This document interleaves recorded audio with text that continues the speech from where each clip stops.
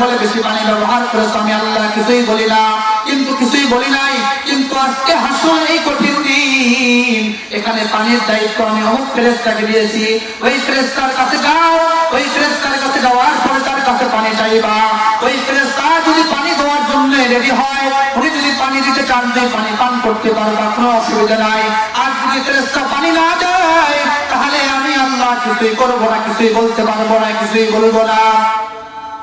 ওই বান্দা তো ওই ফেরেশতার কাছে গিয়ে বলবে, ভাইজান আপনার কাছে নাকি পানি আছে, আল্লাহ পাক আমাকে পাঠায় দিলেন, আল্লাহ পাক আপনার সংবাদ আমাকে দিয়ে বলবেন আপনার কাছে পানি প্রয়োজন, আপনার কাছে পানি আছে, আমার একটু পানির প্রয়োজন, আমাকে একটু পানি দিবেন। ওই বান্দা ফেরেশতার কাছে যখন পানি চাবে, ফেরেশতা বলবে, ভাই দুনিয়াতে যখন তোমার পানির প্রয়োজন হয়েছে, কেউ বলে চাপ দিয়েছো, অঢেল পানি বের হয়েছে, দুনিয়াতে যখন তোমার পানির প্রয়োজন হয়েছে, তখন তুমি সমুদ্রের কিনারে গিয়ে পানি ব্যবহার করেছো, দুনিয়ায় যখন পানির প্রয়োজন হয়েছে, মধুরের সেই মাত্র পানি বের হয়েছে।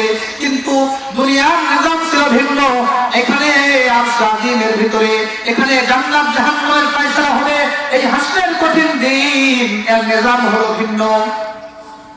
দুনিয়াতে আল্লাহ পাক এমনিতেই পানি দিয়েছিলেন, কিন্তু এখানে আল্লাহ পাক এমনিতেই পানি দিতে নিষেধ করেছেন।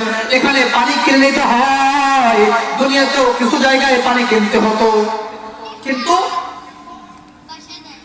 দুনিয়াতে হাফ লিটার পানি কেনার জন্য 20 টাকার প্রয়োজন হতো, দুনিয়াতে 1 লিটার পানি কেনার জন্য 30 টাকার প্রয়োজন হতো। এখানে যদি তুমি আমার কাছে 1 পেয়ালা পানি চাও, 4 পেয়ালা, ছোট্ট পেয়ালা, 1 পেয়ালা যদি তুমি পানি আমার কাছে দিতে চাও, তোমার জীবনের সব সবগুলো আমাকে দিতে হবে, আমি এর বিনিময়ে তোমাকে 1 পেয়ালা পানি দিতে পারি। ওই বান্দা রাজি হয়ে যাবে। অত্যন্ত কষ্টের ভিতর সময় পার করতেছে, সূর্যের তাপ, জাহান্নামের আগুনের তাপ, ওই বান্দা সহ্য করতে না পারে ফেরেশতার কাছে বলবে, ভাই সামনে জীবন যদি বাঁচে থাকতে পারি, আবার যদি আল্লাহ পাক সুযোগ দেয়, তাহলে আমি আবারও পানি পাবো, আবারও ইবাদত করতে পারবো, এখন একটু পানি আমাকে দাও, এই পানি পান করে আমি আগে আমার নিজের জীবনকে বাঁচাই।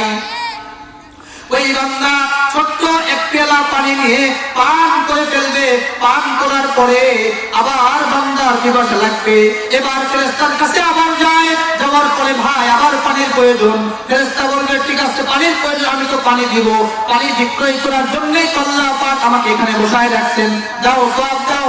একটু আগেই তো বান্দা তার আমলনামা থেকে সব সওয়াবগুলো দিয়ে গেছে, এখন কি হবে, সওয়াব দেবে।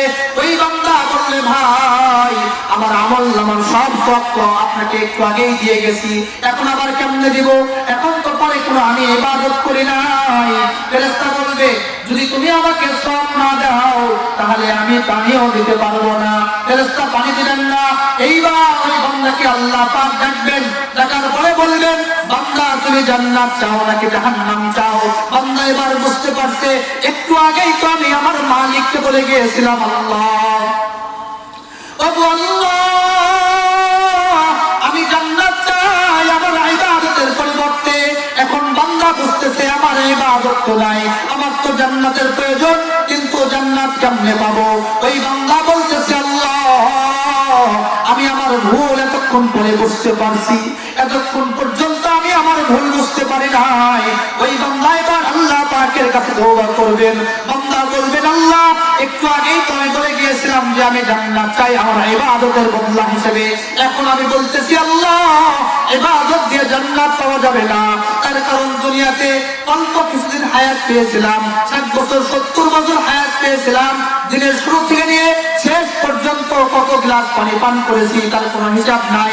তোমার দেওয়া গাছ, তোমার দেওয়া মাছ, তোমার দেওয়া ফুল মাঠ খেয়ে আমি বড় হয়েছি, আল্লাহ তোমার দোয়া রিজিকে আমি বড় হয়েছি, কোনদিন হিসাব দিতে হয় নাই।